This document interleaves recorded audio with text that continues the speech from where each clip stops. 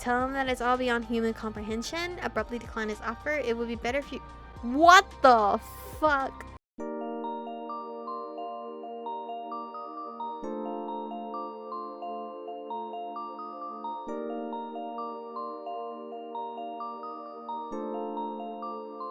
Hello, Aromas. This is Aromie here, and welcome back to Degraman? Degraman? I don't know. I feel like it should be like Degraman, but I feel like it's wrong because there's no Y, so Degraman? Degraman? I don't know. I don't know. I really wish they would have taught me how to pronounce it, but I'm sorry if I'm butchering it up. Anyway, we're here. Gonna look inside this broom closet that doesn't look like a broom closet, apparently. I try to count the doors, so almost immediately give up. There are too many. It's odd that the building doesn't look nearly as big from the outside. Ta-da! I've only let my guard down for a single second when the big guy drags me through the door and shuts it behind us. Frantic, I shove it away from me before desperately struggling to open it again, but it won't budge. A cold chill runs down my back as I scan my surroundings. I'm trapped. Realizing that I've been maliciously locked in, I flee into the corridor, desperately tugging on all the doors as I go. Yet none of them open. Oh, you can have fun doing this for all of eternity. I abruptly spin around. I thought I had put some distance between us, and yet here they are, standing right behind me. Deciding to test my hunch on the mystical properties of the corridor, I dashed forward again. After having run a good 500 feet, I turn around and see the guys frozen in the same position they were in just a few moments before. They haven't moved an inch, but not only are my two kidnappers standing there now, but an unfamiliar young man with a slightly long nose. Hello, my desperate Michiko. How do you know my name? A man I've called the velvet-tinged hoarseness of his voice. Pleasant, if my situation wasn't so desperate. Won't you come inside? Who the fuck? How does he know my name? This is all so unsettling. Realizing that I won't be escaping this mysterious corridor on my own, I decide to play along. In the end, what choice do I have? Wow! It's so beautiful in here, though. Wow. Chills continue to run up and down my spine as I cautiously walk into the room I was invited. Impossible! The view through the window is so striking that I rush closer to be sure of what I'm seeing. The terrain, the weather, the ground, all of it is completely at odds with the building I had entered. Wanting to confirm that what I'm now seeing is indeed real, I fling the window open and stick my hand out. A fresh breeze glides gently across my skin, which convinces me even more that what I'm seeing is real. Wherever we are, we're definitely high up. Tearing myself from this unbelievable sight, I began to glance. Where did I open the window up? This is a whole fucking glass. I tear myself from this unbelievable sight. I begin to glance about the room. It appears to be a study of some sort, a very roomy and extravagant study, with designer pieces decorating here and there. As nothing dreadful has happened to me this far, I decide to step out into the corridor once again, now that my movement is no longer impaired. I see another door, which given the impressive size of the previous room, should also lead into it. But here's the odd thing, when I look inside the room again, it's not there. There's just a painted wall where the door should be. I pull on the door in the corridor, but it's locked. Once again, I glance back into the study. While I'm investigating the mysterious door, the stranger takes a seat at a nearby table and begins to silently watch my movements. It seems purple eyes and the big guy have disappeared somewhere. Not that their absence bothers me, but the prospect of being left alone with this long-nosed man is even worse. Are you settled down enough to have a serious conversation now? To be honest, if he could just explain what's going on here, I wouldn't mind hearing it. That's all I've been hoping for. The man invites me to sit, and so I do. Despite its appearance, the uniquely crafted chair I've taken is quite uncomfortable. Once I settled in my seat, an unpleasant pain shoots through my stomach. That's right, I skipped lunch today, and it looks like I'll be skipping dinner too. All I can think about is going home. I want to pet my cat, lie on my bed, and yeah, a snack wouldn't hurt either. The man stands up, leans against the table, and crosses his legs. Name's Ian. Nice. Is it Ian or Ian? Because you can pronounce his name different. I'm going to say Ian though. It's nice to meet you. That said, why don't we skip the formalities? He holds his hand out to me. Staring at it for a few moments, I notice how big it is and that his long fingers are covered in calluses, likely from the frequent use of a pen. Offer your hand to kiss? Shake hands? Ignore him?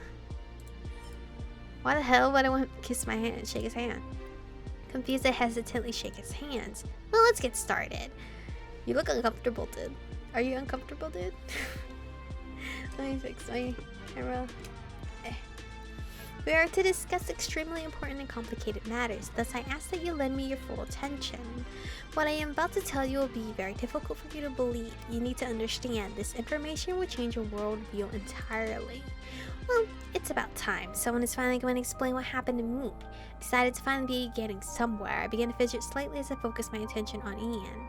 Now sit back, close your eyes, and try to imagine the things I am about to tell you. It won't be easy, but try to relax yourself. Let your subconscious speak to you. It knows much more about your situation than you realize. That was a pretty long preamble. I bet the explanation is very complex and interesting. Ian's voice is calm and soothing as he speaks in monotone, which has me unintentionally yawning. In order to understand what is happening now, we need a bit of context. Let us take a small journey into the past. Our organization has spanned many centuries, and each of those centuries is a story in of itself. Everything has a story, even this building. For example, by simply looking at it, one can understand the society that built it. Did you know that this style of architecture was very popular? Why is he giving me a lesson on architecture? I try my best to focus on his words, but my eyes are beginning to droop shut. I lean closer to the table and lay my hands on it, but it's not long before my heavy head begins to sag. So I prop my cheek up with one hand, then focus all of my being into keeping one eye open in on Ian. Getting back to our organization's history, it is crucial that I mention that the slide rule was invented the year of its foundation. What? Oh, you likely have an idea what that is. Well, it isn't unreasonable to mention how very important the theory is, and that it has remained entirely unchanged to the day. Like, what the fuck is he talking about? Why is he talking about architecture? What does that have to do with my girl? I gaze at Ian, my eyes clouding over. He has completely lost me, but deciding not to interrupt him, I swap into student mode, which is basically me pretending to listen to him as his words fall on deaf ears. That is when we realize that this chaos must be stopped. Living creatures are dying. Islands are disappearing. All of it is completely out of control.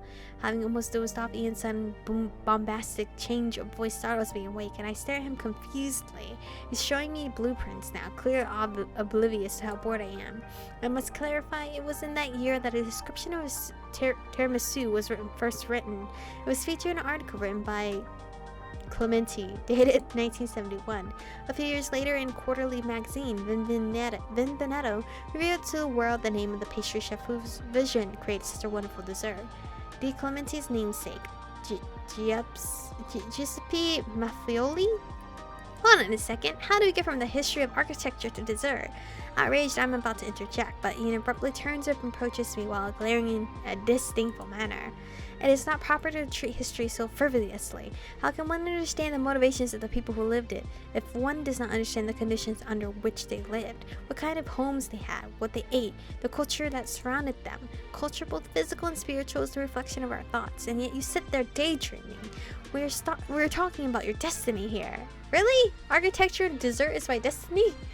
Student mode once again kicks in, and I shamefully drop my eyes to the floor. I honestly have no idea what he's talking about, and it makes me feel guilty. Noticing my discomfort, Ian softens his voice. I simply ask you that you pay attention. The information that I am now sharing with you is known to but a few. Please try to understand the importance of being part of such an immense secret. Ian's words begin to increase in intensity, and yet I've learned nothing of value from his dissertation thus far. Dissertation? Try to figure out what Ian's talking about. Yawn. Ask Ian to explain what's really going on here. Wow, I was saving on the wrong page. Can you explain better or more condensed down to my brain level? I'm really sorry, but I don't get any of this, and I don't need the history of desserts and scientific studies or any of the like. I just want to know what happened to me and what I'm doing here. And Ian stops mid-sentence. The man is clearly skilled at making me feel ashamed with but a single look. He picks the blueprints up off the floor, which he had previously dropped in the heat of his monologue, then shows them to me. They're very nicely designed, and there are several notes of comments scribbled on them. The writing is sweeping and energetic, but it overlaps the drawings in several places. And so, despite the neatness of the handwriting itself, it's almost impossible to understand what's actually been written on them. Slightly discouraged by my lack of reaction, Ian begins to point out specific items. Here, look, I know I explained this already, but examine it carefully. Right here is a material particle, and over here is a new field that corresponds to it. Thus, to replace the fields and particles that are fundamentally different objects in basic physics, we now have We now have unified physical objects. These are quantum fields in 4-dimensional time and space, one for each particle variety. My brain officially shuts down at the mere mention of quantum physics. Truth be told, the best sleep I've ever had was during physics class. I recognize a few of the words on their own, but as soon as they're strung together, they lose all meaning to me. I just can't seem to combine them into any form of coherent thought, let alone a sentence. I still don't understand anything. My voice is faint. I've never been so embarrassed in my entire life. Do you want me to explain it to you again? Can you, like, dumb it down? Like, is the universe falling apart if I don't connect these things together or something? Like, can't he explain it like that? At just that moment, I glimpsed something slightly fanatical in his eyes. I have a sneaky suspicion that despite his disappointment in me, he'd be perfectly happy explaining all of that over again from the very beginning. Tell him that it's all beyond human comprehension. Abruptly decline his offer. It would be better if you... What the fuck? No. That's a big no. No, why is that an option? Oh my god. That's dark. Super dark. Tell him that is beyond human comprehension. No, thank you. These are complex ideas that I don't believe I can grasp due to my personal limitations. Would a simpler explanation be possible? Dumping his exasperation all over me yet again, he sighs heavily. My brain capacity, my IQ is not high, sir. In that case, the guy should be able to provide you with a simplified version of what is happening here. It'll be far from complete, of course. Ask him why he's stalling for time? They're not gonna let me go home. Why are you stalling for time? Something odd is going on here. They offer to help, but only puzzle me even more. I don't understand these people or their motivations. You haven't explained anything at all. It almost feels like you're purposefully keeping me here as you stall for time. Of course we want you here. If you will just listen, you will understand why. And once you understand why, you choose to stay here freely of your own accord, as it is in your best interest to do so.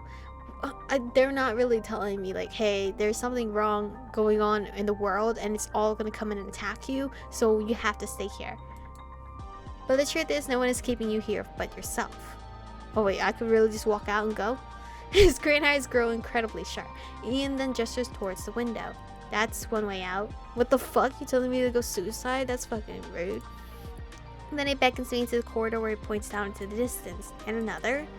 The way he mocks me with a smile is unbearable. I already know I can't get out though from this hallway. Believe me when I say this corridor is quite endless. Why do these people say they want to help me yet only offer me threats? Deciding to call upon the aid of modern technology, I walk out into the corridor and pull out my phone to check its location on GPS. The time is wrong too. I'm getting nothing. My battery percentage went up somehow. I'm getting a signal and data too, but the GPS refuses to show anything. If you wish, you may use your phone in here as well. I turn to find Ian standing only a few feet away from me. Good idea. What the fuck? But this tells me the time? I went backwards. It's 5:02 instead of 7. I anxiously walk back into the room where the GPS starts to work the moment I cross the threshold.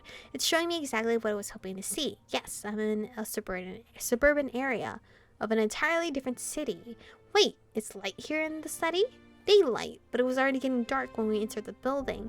Are we in a different time zone? My phone confirms my hunch. It's 5 o'clock. What magic is this? I went back into the corridor and checked the time again. But neither the clock nor the GPS work here, even though the phone has signal. I look to Ian with a mixture of shock and awe on my face, but he only shrugs. I'm hiding nothing from you. Nothing. Once again, if you had listened attentively, you would understand completely. I could let you go home. But I don't want to do that, at least not until you understand the seriousness of the situation. Ian certainly loves the word serious, probably because he's pretty dang serious himself. I follow him out of the room into a neighboring door in the corridor. Opening it, he gently nudges me forward. Fellas, here's your long-awaited Michiko. Fill her in, okay? Where the fuck is this? Peeking through the door, I become so confused at what I see that they had to practically drag me inside, but I don't even care. Chapter 3. What the hell? I find myself at a very loud party. It's odd that I was unable to hear it from both the corridor and Ian's study. The room is dimly lit with a smoky haze and has a disco ball spinning on the ceiling. The music stops and a warm, lively voice calls out from the awkward silence. Oh, you're really cute! Ryu! Wow, hi! Hello, Michiko. It's so nice to meet you. I'm Ryu. I feel like he's a side character. Or side love interest. I don't think he's a main love interest. I think maybe the two we first saw are probably the main first two. Maria takes my hand, pulls me into the room, leading me along while holding on tight. The floor is strangely soft, and I almost lose my footing as I pulled along. But his small yet strong hands hold me steady. Oh, he has small hands? That's kind of cute. But this is where I'm going to stop for today. I'm really confused. I don't know what is going on exactly. Like, I'm just as confused as a girl. What is going on? No one's explaining anything. All I know, like, this feels like a totally different game from what I read in the very beginning in the intro in episode 1 of what the game is supposed to be about. Like, what? Anyway, thank you guys for watching today's episode. Stay beautiful, and I'll see you guys in the next one.